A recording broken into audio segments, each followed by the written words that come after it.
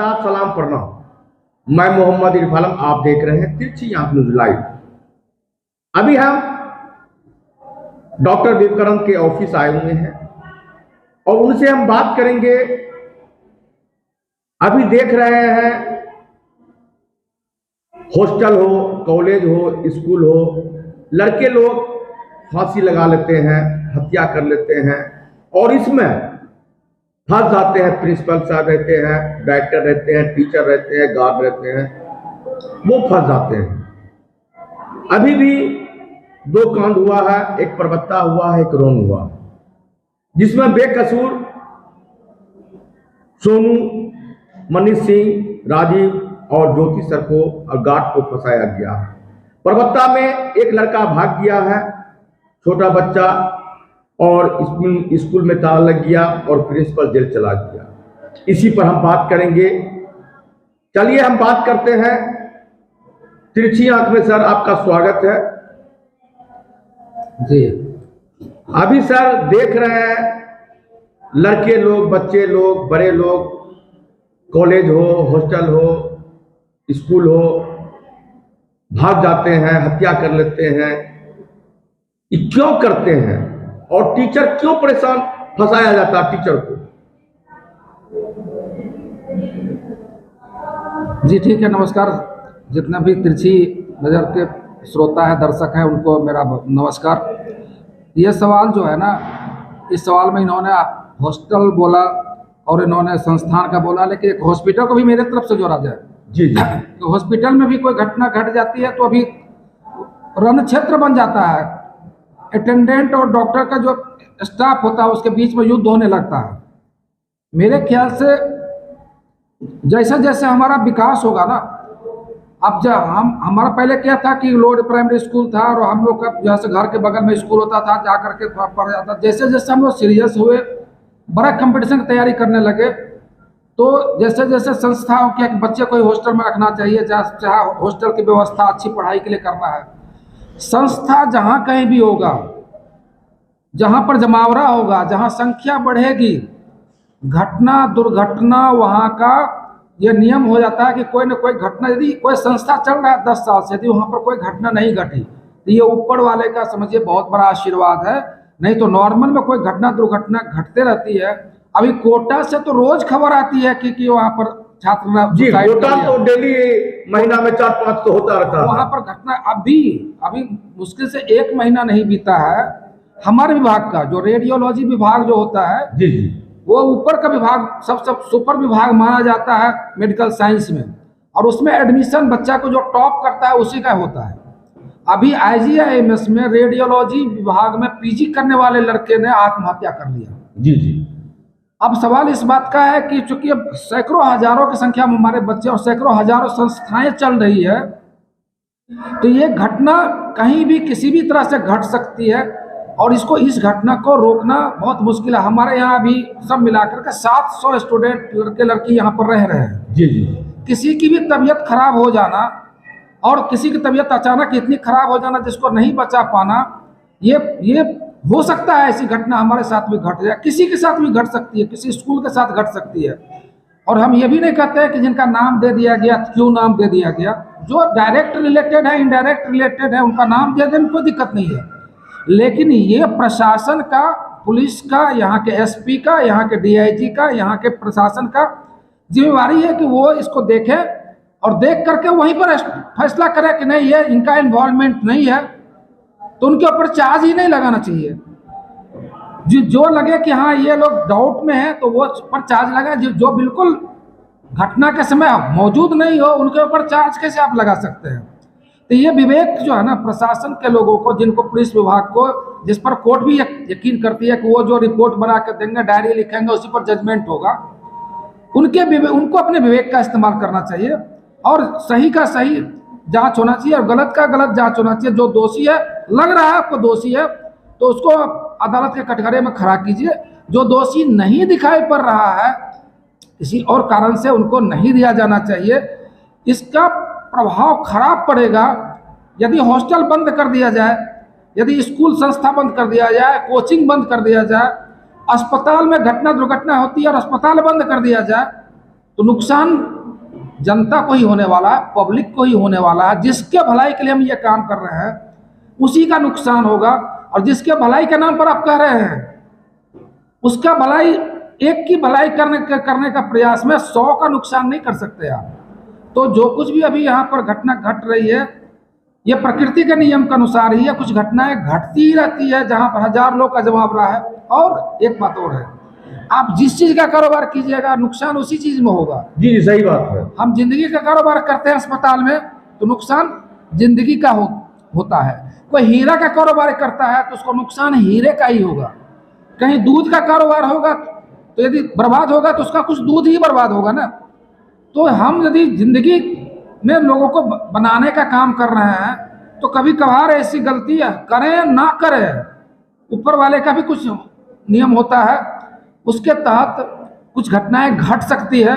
संस्था कोई नहीं चाहेगा। एक बात बताइए, बिना लाभ के और बिना लोभ के हम कोई काम क्यों करेंगे?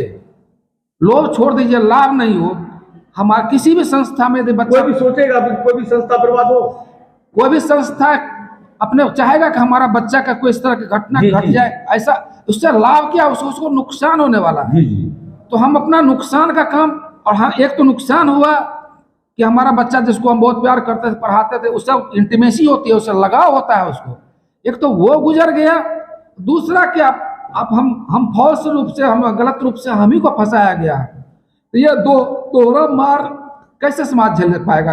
ये आप उस टीचर की बात सोचिए, उस मैनेजमेंट की बात सोचिए, उसके तरफ भी तो सोचिए, वो भी तो एक इंसान है, वो भी आप ही का समाज का बच्चा है ना। जी जी आप ये सोचिए कि जब तक उसको वो अपना नुकसान करने के लिए, कोई इतना बड़ा नुकसान नहीं कर सकता किसी जिंदगी के लिए। और ये संभव ही नहीं है, ये नेचुरल है कि जो हमारा मरीज है, कोई डॉक्टर चाहेगा कि मरीज हमारे अस्पताल में मर जाए? कभी नहीं चाहेगा। लेकिन है क्या कि यदि हम उनको बाहर कर देंगे, जो कष्टदायक मौत मिलेगा उससे अच्छा है कि हम उसको उनका कष्ट निवारण करते हुए जब उनको उम्र पूरी होगी हम लोग अपनी सेवा कर देते हैं। जिंदगी और मौत ऊपर वाले के हाथ में है। और यदि संस्थान में कुछ हुआ है तो हम सेवा दे सकते हैं। यंग बच्चे क्या घर में नहीं मर जाते हैं? मरता है, घर में मर जाते हैं तो आप किसके ऊपर FIR करते हैं? तो सवाल उस बात का नहीं है। और 1000 में लाख में ये सब घटनाएं घटती रहती है। इसको प्रकृति का नियम समझना चाहिए। और हाँ ये जरूर है कि दायरे में सबको लेना चाहिए जांच का, लेकिन जांच का दायरे में लेकर के तुरंत आपको 1 सप्ताह 2-4 दिन के अंदर आपको पता चल जाएगा कि हाँ इसमें कौन दोषी है, कौन गिर पर आ रहा है। दोषी तो मेरे ख्याल से कोई नहीं होंगे इसमें। जानते हैं सर, एक मामला ये आता है, राजनीति क्यों उछलता, राजनेता लोग क्यों उछल जाता है? क्योंकि उनके पास कोई काम होता नहीं है। जी जी उनके पास एक यही काम है कि राजनीतिकों का यही काम है कि उससे वो अपना उल्लू सीधा करने के लिए, वो किसी को कमजोर करने के लिए, किसी का चरित्र हनन करने के लिए, किसी के छवि खराब करने के लिए भी ऐसा कर सकता है। जो आदमी मतलब राजनीति करते हैं तो राजनीति का आधार होना चाहिए सेवा। जी सेवा। अब सेवा में हम चिकित्सा की सेवा भी दे सकते हैं, हम शिक्षा की सेवा भी दे सकते हैं, हम और भी तरह से। अच्छा ये जो अभी अपना बिजनेस, अभी एक ट्रेंड आया है कि सेवा को बिजनेस बना लिया गया है। जी सही बात। सेवा को बिजनेस बना लिया गया है। और बिजनेस को क्या सेवा नहीं बनाया जा सकता है? बन सकता है। आपको कोई ऐसी दवाई जो कि उपलब्ध नहीं है और वो इमरजेंसी दवाई है, यदि किसी केमिस्ट ने वो दवा उपलब्ध करा दिया, पैसा लेकर के उपलब्ध करा दिया, तो क्या वो सेवा नहीं हुआ? अब हार्ट अटैक की दवाई किसी केमिस्ट ने आपको दे दिया और वहां से आपने खरीद लिया, तो ये सेवा नहीं है। यदि वो दवा नहीं होता तो आपकी जिंदगी नहीं बचती। तो बिजनेस को भी सेवा माना जाना चाहिए। आप बिजनेसमैन को गलत निगाह से देखते हैं, व्यवसायी को गलत निगाह से देखते हैं। व्यवसायी को आप समझते हैं कि ये पैसा लूटने वाला है। कौन पैसा किसी को लूटने देता है? आपको जरूरत पड़ती है तब उनके पास जाते हैं और आपकी उनसे अपने सेवा लेते हैं, और सेवा लेने के बाद उसको बदनाम भी करते हैं। इसलिए मेरे ख्याल से बिजनेस और सेवा में अन्योन्याश्रय संबंध है। सेवा के बिजनेस को भी सेवा बनाया जाना चाहिए। और सेवा में भी भूखे भजन न होय गोपाला। आप सेवा यदि भूखे पेट करेंगे तो सेवा लंबा समय नहीं चल पाएगा। तो इसलिए हमारा यह कहना है कि राजनीति के लिए किसी को बदनाम नहीं कीजिए। प्रोफेशन कोई भी प्रोफेशन का आदमी हो उसको बदनाम मत कीजिए, चाहे वो व्यवसाय करने वाला, चाहे किराना स्टोर का ही व्यवसाय क्यों ना हो, वो भी आपको सेवा देता है। रात को दुकान खोल करके आपको सामान देता है, आपको माचिस देता है, मोमबत्ती देता है, कुछ भी देता है, वो भी एक सेवा है। हर एक बिजनेसमैन समाज का, देश का अपने लेवल से वो सेवा कर रहा है, इसलिए उसे बदनाम ना करें। तो प्रशासन को क्या बोलना चाहते हैं, कैसा इंसाफ चाहिए? प्रशासन के ऊपर न्यायपालिका भरोसा करती है, न्यायपालिका उन्हीं के डायरी पर जजमेंट देती है, इसलिए उनको दूध का दूध और पानी का पानी वहीं पर करना चाहिए, उनको लंबा खींचना नहीं चाहिए।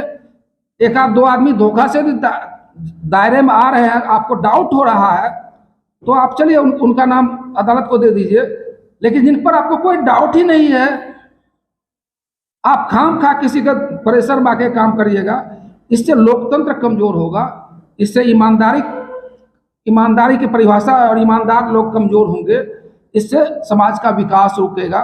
इसलिए प्रशासन के लोगों से कि वो निर्छीर विवेक, दूध का दूध और पानी का पानी इमीडिएट कीजिए और अपने डायरी से उन लोगों का नाम हटाइए। आपको पावर दिया हुआ है, आप चाहिए तो फाइनल कर सकते हैं। जो लोग दोषी नहीं आपको नजर आ रहे हैं उनको फाइनल कर दीजिए ना, उनको क्यों आप इस कड़ी में लपेट करके उनका छवि खराब करने का प्रयास कर रहे हैं? तो फिर सेवा को आधार नहीं बनाएगा कोई।